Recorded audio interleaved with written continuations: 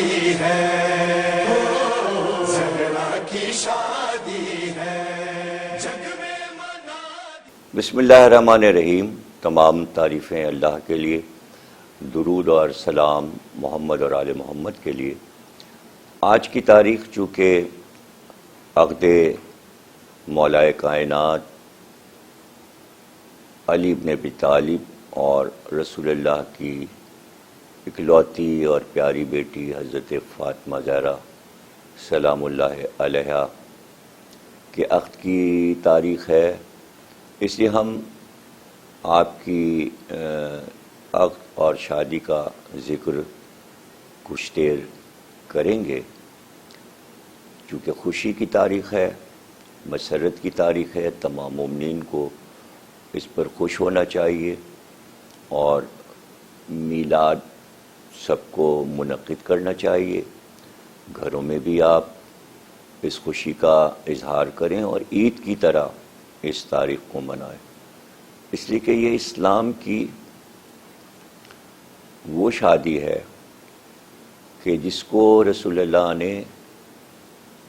تمام امت کے لیے ایک آئیڈیل شادی بنایا، تاکہ قیامت تک مسلمان بیٹی والا ہو یا بیٹے والا ہو، وہ شادی کے تمام وہ رسومات شامل کرے جو رسول اللہ نے امت کو کر کے دکھایا، کہ ایک ایسا جہیز جناب سیدہ کو دیا گیا کہ جو آج بھی انسان سوچے تو حیرت زدہ رہ جائے، کہ صرف وہ ضروریات زندگی کہ جو گھر میں جانے کے بعد گھرداری کے لیے جن چیزوں کی ضرورت پڑتی ہے، لیکن اس میں بھی ظاہر ہے کہ مٹی کے برتن، چکی اور چرخہ اور گھرداری کے لیے جو چیزیں اس وقت کی ضرورت تھی وہ رسول اللہ نے جہیز میں دیا تھا جناب سیدہ کو۔ یعنی کوئی بہت بڑے لاکھوں اور کروڑوں کے جہیز دینے کی ضرورت نہیں، اور نہ کوئی ایسے سونے چاندی کے زیورات آپ کو دیے گئے، بلکہ بس صرف اتنا تھا کہ جناب خدیجہ کی طرف سے ایک گلوبند تھا جو وصیت میں آ رہا تھا کہ جب میری بیٹی کی شادی ہو تو اس کے گلے میں پہنایا جائے۔ گلے میں گلوبند تھا،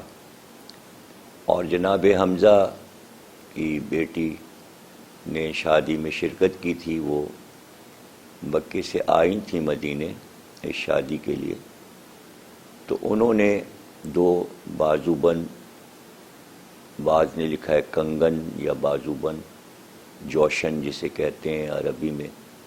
وہ چاندی کے تھے، اس کو بھی انہوں نے زعفران سے رنگ دیا تھا، اس کو زرد کر دیا تھا، سنہرا کر دیا تھا، تھے وہ چاندی کے۔ لیکن یہ سب چیزیں بعد میں جناب سیدہ نے خیرات کر دیں، اور کوئی بھی چیز اپنے پاس نہیں رکھی۔ حد یہ ہے کہ جو شادی کا جوڑا پہنایا گیا تھا وہ بھی آپ نے شادی کے بعد خیرات کر دیا۔ اب یہ سب تو چیزیں ظاہر ہے کہ تمام امت کے لوگ ان چیزوں پہ عمل نہیں کر سکتے، لیکن عقد کا طریقہ، ولیمہ، یہ تمام چیزیں جناب سیدہ کی شادی کے بعد اسلام میں رائج ہو گئیں، اور وہی سلسلہ اب تک شادی کا چلا آ رہا ہے کہ ہر ایک ولیمہ ضرور کرتا ہے۔ سب سے پہلا ولیمہ جناب خدیجہ کی اور رسول اللہ کی شادی پر ہوا تھا، وہ ولیمہ جناب ابو طالب علیہ السلام نے کیا تھا۔ ایک شادی اسلام آنے سے پہلے،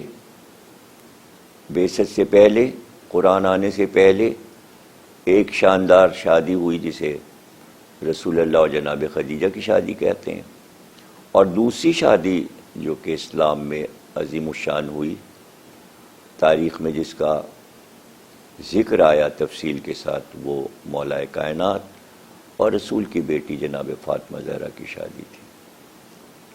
اس دور کے اعتبار سے اسے آپ دھوم دھام کی شادی کہہ سکتے ہیں، لیکن وہ دھوم دھام جو ہم اپنی شادیوں میں کرتے ہیں وہ نہیں تھی۔ بلکہ یہ دھوم جو تھی یہ روحانی دھوم تھی کہ اس شادی میں تمام بنی ہاشم مولا کائنات کو دولہا بنا رہے تھے، اور تمام رسول اللہ کی ازواج اور خاندان رسول کے دیگر افراد، پھوپھیوں کی بیٹیاں، رسول اللہ کے چچاؤں کی اولاد جو بھی اس وقت موجود تھی، وہ جناب سیدہ کو وہ بیویاں دلہن بنا رہی تھیں۔ یہ شادی بحکم الہی ہوئی، اللہ کا حکم آیا، جبریل حکم لے کر آئے۔ ستارہ اترنے کی روایت آپ جانتے ہیں کہ جب ہم قرآن میں وَالنَّجْمِ إِذَا هَوَىٰ کہ ستارہ اترا، جب کہ ستارہ اترا تو یہ روایت موجود ہے ستارہ اترنے کی، یہ بھی جناب سیدہ کی شادی کی خبر قرآن دے رہا ہے۔ اور یہ سوچنا کہ کون سی آیت مکی ہے اور کون سی مدنی ہے، یہ فیصلے الگ ہیں۔ یہ سمجھ لیجئے کہ آیت کا حکم جو ہے وہ کس کے لیے ہو جاتا ہے، وہ پہلے بھی ہو سکتا ہے، وہ بعد میں بھی ہو سکتا ہے۔ اس پر بہت بحث ہے، علماء نے لکھا ہے، اس میں زیادہ دماغ کھپانے کی ضرورت نہیں ہے اس بات میں کہ کوئی یہ کہے کہ صاحب فلاں آیت تو جب آئی اور فلاں آیت جب آئی۔ آیت کہیں بھی آئے، مصداق اس کا آیت کا، جب کوئی معصوم یہ کہہ دے کہ اس آیت کا مصداق فلاں ہے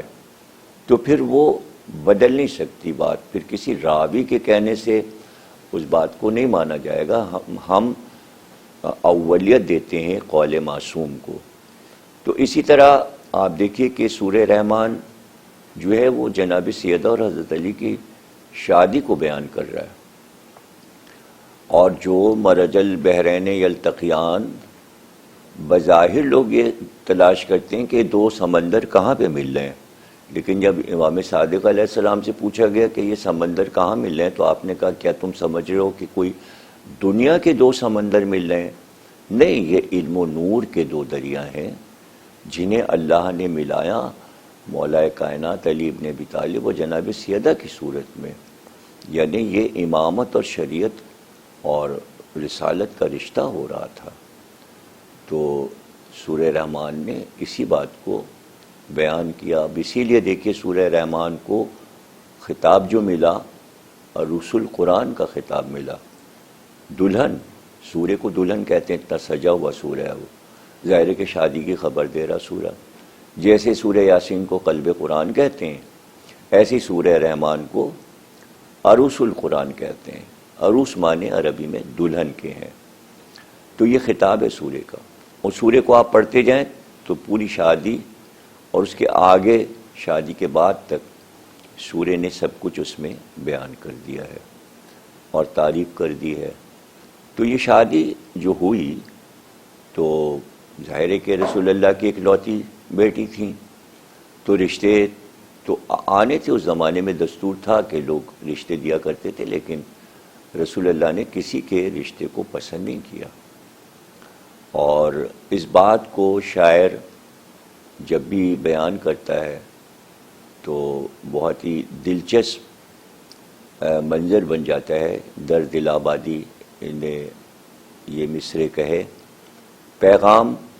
نبی کی دختر کا لانے کو بہت سے لائے تھے، منظور کسے احمد نے کیا یہ پوچھو حیدر والوں سے، اللہ کے گھر کا بیٹا تھا، بیٹی تھی پیغمبر کے گھر کی، کرتے ہیں قرابت عالی نسب اے درد برابر والوں سے۔ ظاہر ہے کہ یہ شادی برابر والوں میں ہوئی تھی، یہ بھی بنی ہاشم تھے، وہ بھی بنی ہاشم تھے، اور اس سے زیادہ خوبصورت رشتہ اس سے پہلے ہوا ہی نہیں تھا۔ اگر آپ کہیں کہ ہاشمیوں کی پہلی شادی آپس میں کب ہوئی تو ظاہر ہے کہ فاطمہ بنت اسد اور ابو طالب کی شادی ہوئی، دونوں ہاشمی تھے، تو ان کے چاروں بیٹوں کو اور بیٹیوں کو، جناب طالب، جناب عقیل، جناب جعفر، جناب مولا علی، ام ہانی، جناب جمانہ، ابو طالب کی بیٹیاں، ان سب کو فخر تھا کہ ان کے باپ بھی ہاشمی اور ان کی ماں بھی ہاشمی۔ اسی طرح مولا کائنات اور جناب سیدہ کی شادی میں اولاد کو یہ فخر حاصل ہے کہ ہمارا باپ بھی ہاشمی اور ماں بھی ہاشمی، اور سب سے بڑھ کے کہ مولا کائنات امام وقت، حجت وقت، پہلے ولی بعد رسالت قرآن کی روشنی میں، اور جناب سیدہ ولیہ ہیں، جناب سیدہ شریک کار رسالت ہیں۔ رسول اللہ نے انہیں اپنے جگر بھی کہا ہے، اور بعض کہتے جگر کا ٹکڑا بھی کہا ہے، بِعِزَّتُ مِنِّی۔ تو اس طرح جو حدیثیں ہیں عظمت جناب سیدہ میں، تو یہ جبریل امین نے یہی آ کر کہا کہ اللہ کہہ رہا ہے کہ 2 ستاروں کو ملا دیں، 2 علم و نور کے سمندروں کو ملا دیں۔ یہ شادی وہ شادی ہے کہ جس کے لیے بیان کیا جاتا ہے کہ عرش پر اللہ نے تمام فرشتوں کو مخاطب کر کے ملک راحیل سے کہا کہ تو خطبہ پڑھ عقد علی اور سیدہ کا۔ جب خطبہ عرش پہ پڑھا گیا تو جبریل نے آ کر رسول اللہ سے کہا کہ اللہ نے یہ شادی طے کر دی ہے اور گواہیاں گزر گئی ہیں، ملائکہ نے گواہی دی۔ اس کو شاعر نے اس طرح کہا کہ نہ ایسی شادیاں دیکھیں، نہ ایسے بیاہ ہوئے، خدا نے عقد پڑھا، انبیاء گواہ ہوئے۔ یہ علی میاں کامل مرثیہ نگار شاعر نے بیت کہی، اور اس بیت کو ہمارے بہت بڑے بزرگ جناب سید ہاشم رضا صاحب ہمیشہ جب بھی ذکر عقد امیر المومنین کرتے تھے تو یہ بیت ہمیشہ کسی نہ کسی محفل میں پڑھا کرتے تھے۔ ان کو بہت پسند تھی یہ بیت، دونوں مصرے جو میں نے ابھی پڑھے۔ تو یہ شادی جو ہو رہی تھی اس کو یہ دیکھیے کہ مقصد کے اعتبار سے کہ سلسلہ امامت کو چلنا تھا، ایک روحانی سلسلہ جاری ہونا تھا، دنیا میں کوثر کی تفسیر ہونا تھی، اور سادات کو آنا تھا، اور سید السادات جو جنت کے جوانوں کے سردار ہیں حسن اور حسین کو دنیا میں آنا تھا۔ سلسلہ امامت آگے بڑھا، اور اس طرح بڑھا کہ آگے چل کے امام حسن اور امام حسین دونوں بھائی ملتے ہیں۔ امام حسن کی بیٹی فاطمہ بنت حسن اور حسین کا بیٹا علی ابن الحسین، یہ تاریخ کے دوسرے علی اور فاطمہ ہیں، جیسے وہ فاطمہ اور علی ہیں۔ تو سلسلہ امامت حسنی بھی ہے اور حسینی بھی ہے، یعنی ماں کی طرف سے امامت چل رہی ہے امام حسن سے، اور باپ کی طرف سے امام حسین، اور امام حسین کے بعد پھر 9 امام امام مہدی تک آتے ہیں۔ تو اس شادی کا مقصد دنیا میں سلسلہ ہدایت کو رکھنا، اس لیے اللہ نے یہ فیصلہ کیا کہ یہ امام وقت ہوں، اور رسول اللہ کی عظیم بیٹی جو عصمت کا مرکز قرار پائی تھیں، جن کے لیے آیت تطہیر نازل ہوئی، جن کے لیے سورہ دہر کی آیات نازل ہوئیں، جن کے لیے آیت درود نازل ہوئی، جن کے لیے آیت قربہ نازل ہوئی، جن کے لیے آیت مباہلہ نازل ہوئی۔ تو قرآن میں جو آیتوں کی مصداق تھیں، اور شادی اس سے ہو رہی تھی جس کے لیے قرآن آواز دے رہا تھا کہ اللہ ولی ہے، رسول ولی ہے، اور یہ علی تمہارا ولی ہے۔ تو جس کی شان میں آئے ولایت آئی، جس کی شجاعت پہ قرآن گواہ ہے، جس کی عبادت پہ قرآن گواہ ہے، جس کی امامت پہ قرآن گواہ ہے، جس کی ولایت پہ قرآن گواہ ہے، وہ دولہا بن رہا تھا، اور وہ عظیم بی بی دلہن بن رہی تھی، اور وہ علی کے گھر بیاہ کر جا رہی تھیں۔ تاریخ عقد کی کہتے یہی ہیں کہ ذی الحجہ میں